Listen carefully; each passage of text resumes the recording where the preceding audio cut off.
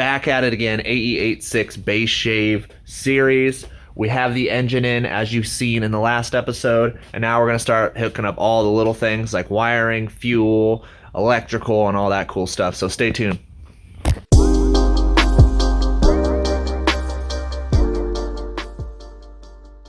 All right, last week you saw that we put the 20 valve in the engine bay, and that's ready to go. So now what we got to do is start hooking up all the little stuff to it. So we got to start running the fuel, the electrical. We have to start tucking the harness, the headlight harness, the fuse box, build a battery mount. So we're going to try to get as much done as we can today. I got this fuel pressure regulator that I'm going to have to drill holes in my freshly painted bay to mount.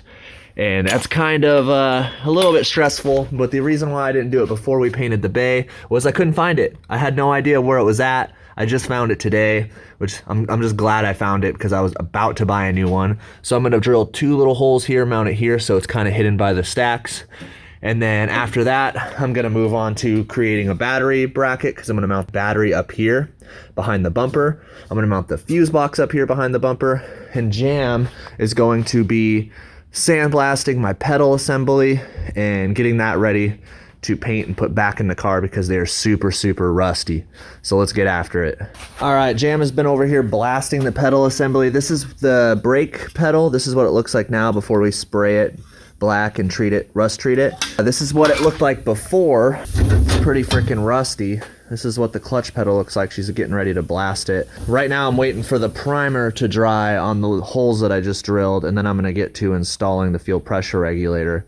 All right, so I have the fuel pressure regulator mounted. It was kind of a pain in the ass, but here it is. I had to take this top part off, take the spring out and everything so I can get to these screws here.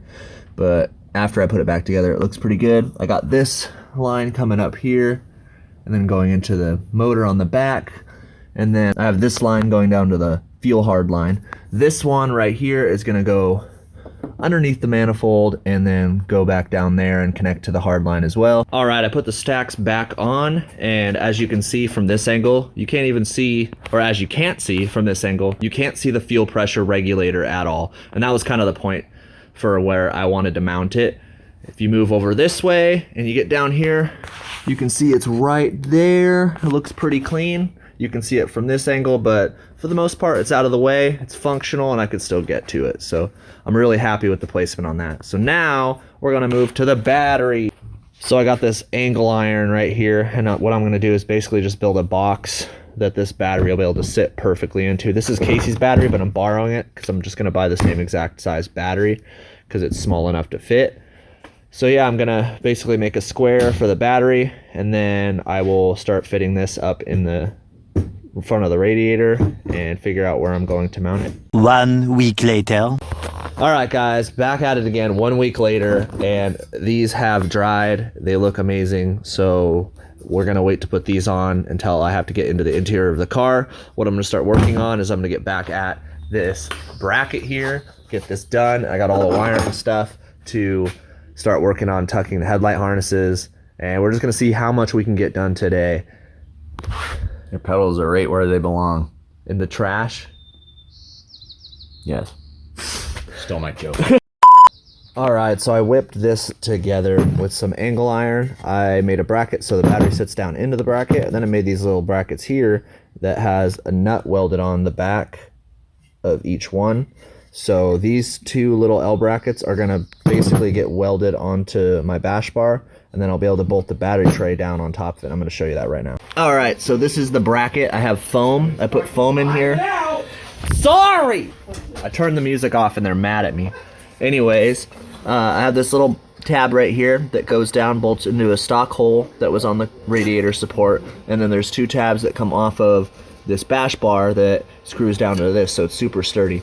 I also have a hole right here that this little bracket goes onto, that goes to the battery, and then I have a hole right here, and there's a little bracket that comes out over the top of the battery. So I'm gonna put it together right now, and then I'm gonna show you guys what it looks like. All right, I put the bumper on, and if you look really close, you can see the Duracell back there, which is kind of dope. But yeah, look at this. It is literally completely tucked, and look how conveniently placed it is. There's the fuse box. I made the bracket. It's super sturdy. This right here is the cover. It's really dirty. I'm going to paint match it white to the rest of the bay, but that's gonna go on here like this. And then I'm gonna have like a gold wing nut that's gonna, like a bolt. Gold wing. Wing nut style. Getting a motorcycle. I'm never gonna buy a gold wing, Casey. And so that's gonna hide everything. So if I ever need to get to the fuse box or the battery, I'll just spin this off real quick, pull this out, and then boom, I have access. And the cool thing about putting the battery here is that originally the fuse box was here and originally the battery was here. And the harness comes through the fender, and then it went through this hole right here that I shaved. It went through the hole and went to the fuse box. So by moving it here, I'm only extending it like a couple feet. So instead of coming through this hole into the engine bay, I'm just gonna extend it around this way, underneath of the bucket, and then through here.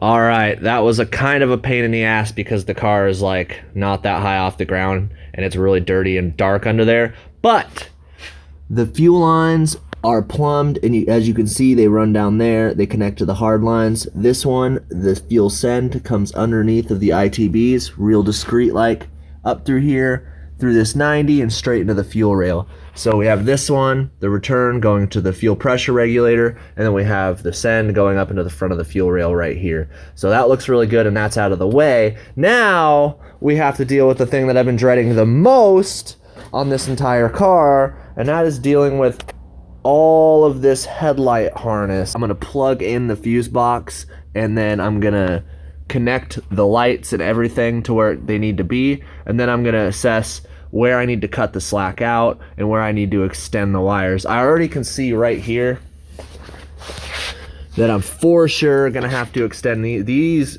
go into through this hole, and they connect into a junction box, like a fuse box down in there. These are like obviously like 2 feet too short.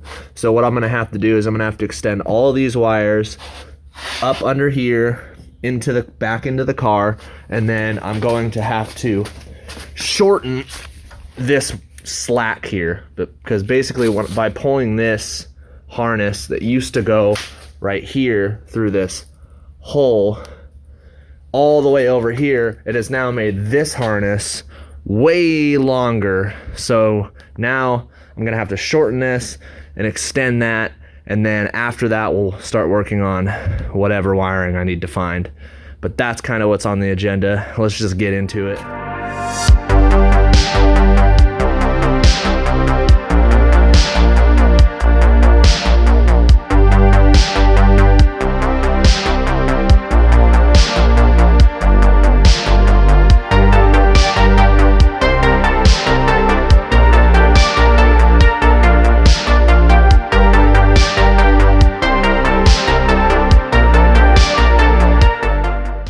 Question I often ask myself is, will I ever solder anything without burning the shit out of my fucking hand? Anyways, I got all of this wiring done, all of these wires extended. It's kind of zip tied in there, and there's still some stuff that needs to be wrapped up. I don't really know what this plug goes to.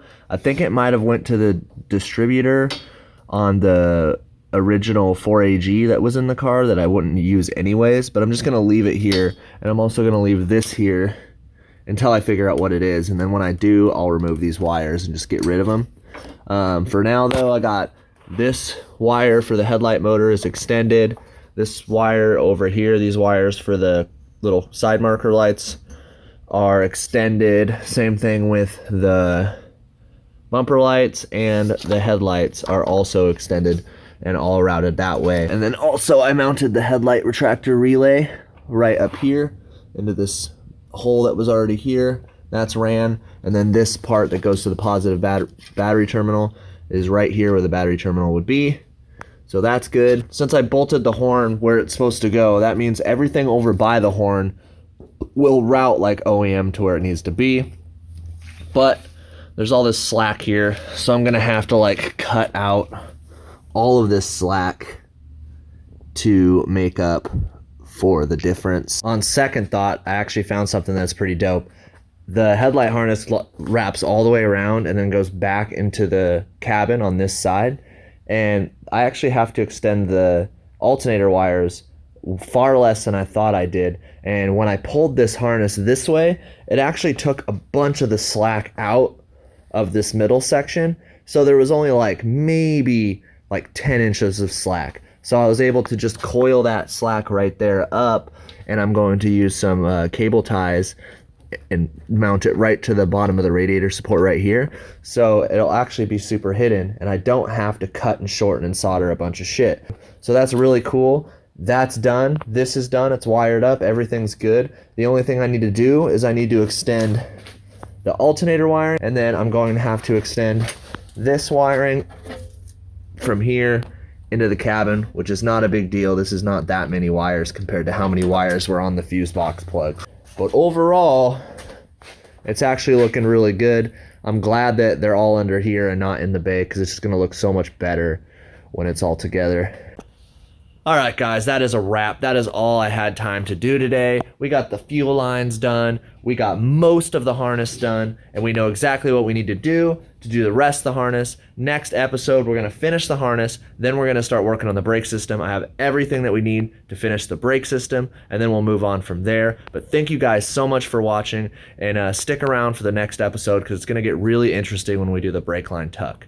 Anyways, have a good one, guys. Peace.